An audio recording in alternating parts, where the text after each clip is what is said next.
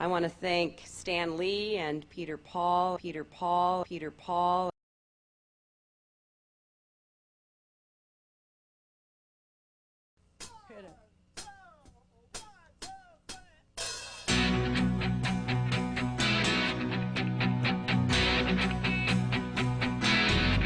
I could turn back time, if I could find a way, I'd take back those words that It was an extraordinary array of the leadership of the Democratic Party and A-list Hollywood.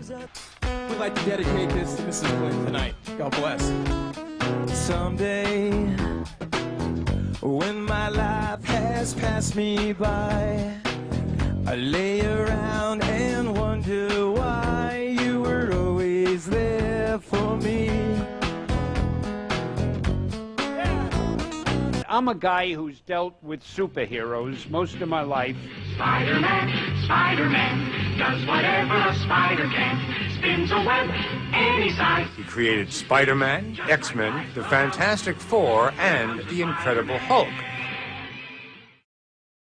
The new purchasers of Marvel fired Stan. We decided to start our own company, starting with one employee and $500,000 that I put together. Peter set me free. Stan Lee, some big announcement he's making about the internet. Within a year, we had a market cap in excess of $300 million.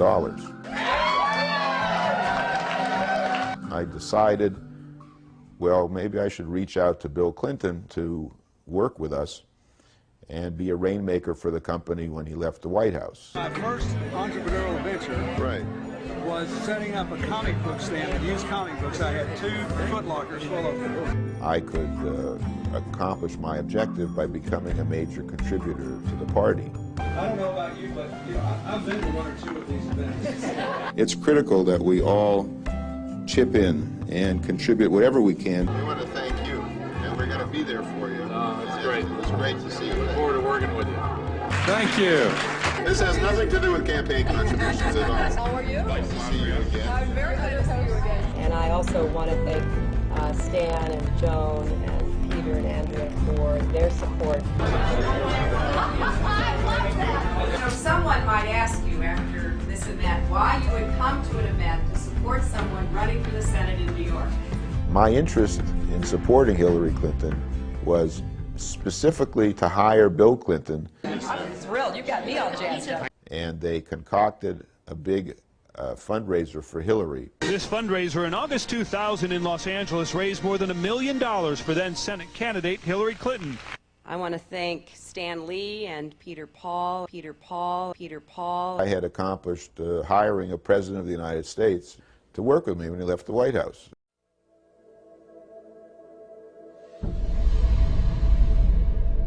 The Washington Post published the first article of Peter Paul having a felony record from 2 decades previous. And that I didn't contribute any money to her campaign, and she vowed she wouldn't take any money from me. And her representatives, in making these false allegations, were lying on her behalf. The Clintons now had to pretend that they did not even know who Peter Paul was. Did you recall Mr. Paul? Do you recall working with him at all? A few days later, on August 18th, they each sent me handwritten letters which professed our undying friendship, their undying gratitude. A week after that, I got some signed photographs from the White House, from Bill, from the event. A full 2 weeks from the original story in which Hillary vowed never to take money from me, her finance director faxed me a request for $100,000. My reaction to that was, well, why would I send any more money when you vowed not to take any more money from me? This appears that it was planned all along that they were going to deceive Peter Paul, steal his Japanese business partner, and do damage to his company. Tendo Oto had promised to infuse Stan Lee Media with $5 million in November of 2000.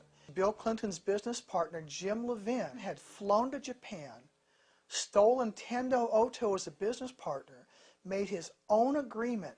And what he had effectively done was convince Oddo, instead of working with the president with me and my company, that he could work directly with the president with Levin. So that began to trigger a meltdown of the stock. The company collapsed as a result. I discovered that in the filings that Hillary's campaign filed with the FEC, they had entirely omitted any reference to any of my contributions. The Clintons took $2 million from me and hid it. Now, what we're looking at here is the largest election law fraud in the history of the United States. And he told the feds that the Clinton campaign lied about it. Everything. And I delivered a demand letter to Hillary Clinton. We had filed the civil suit against the Clintons, which detailed all the money that I'd spent with copies of checks and invoices. And then I discovered that I was being investigated in connection with the misuse of my brokerage accounts. I was suddenly detained by Interpol in Brazil for extradition. They moved me to a remote part of this jail, which was called the Corridor of Death, in which 16 inmates had been immolated. They would be chanting, "Burn the gringo." My family wasn't able to hear from me at all. They didn't know what was happening. And I never knew from one day to the next if he was alive or dead. The Clintons were able to have the original civil suit thrown out on the basis of that I was a fugitive at the time. Hillary's skill has been in seeing to it that obvious crimes didn't reach the level of being placed in front of a jury. Because if they ever had, she might have been baking cookies in the same place that Martha Stewart did.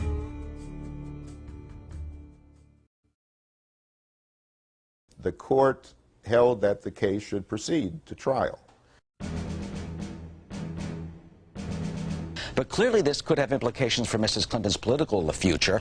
Sure, this could have serious implications not just for her 2006 re-election campaign, but for 2008, where she's the front runner for the presidential nod. The chief of public integrity finally indicted David Rosen.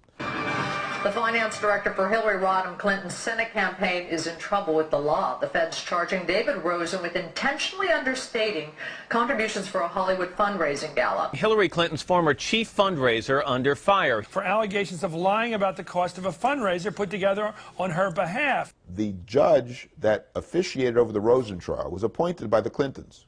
The judge stated that Hillary had absolutely nothing whatsoever to do with that case. The judge went out of his way, took every possible effort to make certain that everyone on that jury knew that Hillary Clinton had nothing whatever to do with what Mr. Rosen did.